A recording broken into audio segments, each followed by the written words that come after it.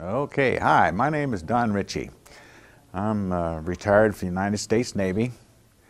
In a period of 24 years, I was on 4 ships, 4 submarines, and I had originally, when I went through boot camp in San Diego, California in 1959, my thoughts from day one was I want to be in the submarine service. I had pursued this, but every time I would apply for it, it would get approved, and I kept continuing on, as to say, persevered. And after a period of time, I had acquired quite a few schools, and some advanced schools in electronics and crypto repair and various things of that nature. And the 4th ship that I was on was the Mount McKinley. We went to Westpac, which, by the way, was my 5th Western Pacific run on a surface craft. And when I got back, we just came back from Vietnam, and when I got back, the EPTOPAC, which was the Enlisted Distribution Center in San Diego, they sent out a message saying that if anyone first class and above, that was E6 and above, wanted to get transferred, to come to EPTOPAC, and they would see what they could do for you. So I went to EPTOPAC, presented my record to them, and I said, I want to go to submarines. He said, okay, let me look at your record. I looked at it, and he's seen all the chits in there that were approved and various things. And he says, go see that man sitting right over there. So I went over there, and the guy looked at my record, and he says, okay, Sparky, which is the nickname picked up by radioman in the Navy. He says, what do you want to do? What kind of submarine you want to go to? I said, I want to go to a fleet ballistic submarine, an FBM. He says, okay, just a minute. He looked at his roster there. He says, okay, you're going to the USS John Adams Gold Crew. And he says, get home and pack because you're leaving in a week. So I went home, told the wife. Well, due to the fact that I had to leave so quickly, she had to take care of all the moving and stuff of that nature that if I had been there, I could have helped her with. And by the way, I owe a considerable amount of my career to my wife Mickey, because it takes a special kind of a woman to survive all these long days of being gone. So anyway, she took care of everything, and I went to Honolulu and went and checked over to Ford Island, went aboard with the crew of the John Adams Gold Crew. I was there about 3 days, just long enough to get logged in and get my record corrected and everything. And we flew to Guam and went aboard the John Adams. And it was an unusual situation because I never even went to submarine school. So I was a direct input. My commanding officer on the John Adams told me later on that he was a little hesitant about this because he wasn't sure how this was going to work out.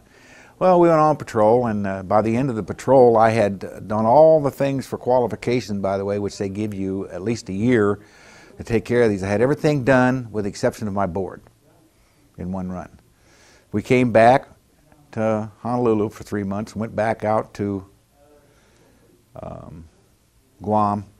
I had my board and got my dolphins. And I thoroughly enjoyed all my naval career, especially the submarine service. To date back a little bit, when I was my first 4 years in the Navy, I didn't hate the Navy, but I'm not sure whether I knew really what was all going on the outside. So I got out after 4 years and went to work for Astronautics, which is, at that time they were working on the Atlas missiles. And I got a job working in electronics department. And my boss in the electronics department told me, he says, hey, I'm going to send you up here for this interview for a job paying more money. Well, I went up there, and I just didn't have enough background to some of the questions they were asking. So I was presented with a thing. Either he told me I could get some more electronics background, or go to some kind of a trade school or something. Well, I couldn't afford that time. That's back in 1963, and I didn't have that kind of money. I looked around for electronics school, a couple $1,000. Too much. So I had a friend of mine who lived up the street. He was in the Coast Guard, and he was a a first-class bosun mate, and he was a Coast Guard recruiter. He was a Coast Guard recruiter there in San Diego, and I told him, I said, yeah, I'm thinking about going back in the service. He said, well, you ought to go back in the Coast Guard. Well, I said, okay.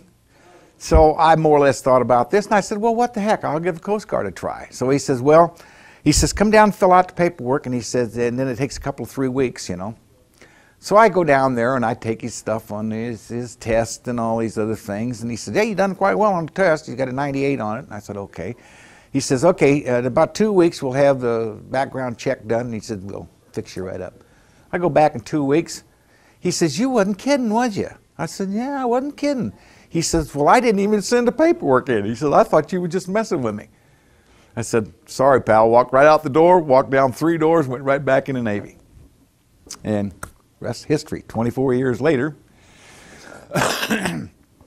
I retired off the USS San Francisco, Senior Chief Radioman, and I seen a lot of things, done a lot of things, enjoyed it thoroughly. I know I've met a lot of good friends that I still keep in contact with, some of them by virtue of the phone calls and internet. And I got a very good education from the Navy.